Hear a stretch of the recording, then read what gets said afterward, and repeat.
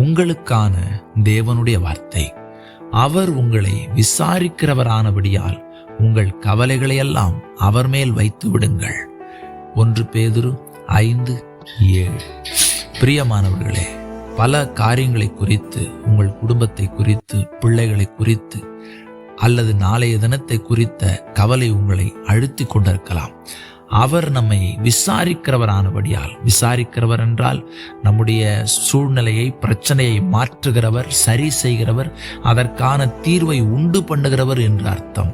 ஆம் பிரியமானவர்களே, நாம் தொடர்ந்து கவலைப்படும் போது அதனுடைய அர்த்தம் என்னவென்றால், நான் எப்படி செய்ய போகிறேன், என்னால் முடியாதே, யார் எனக்காக செய்வார் என்கிற அர்த்தம்.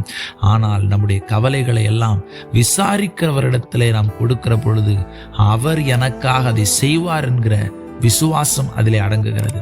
ஆம் பிரியமானவர்களே, கவலைப்படாதிருங்கள், அவர் உங்களுக்கு தீர்வை தருவார்.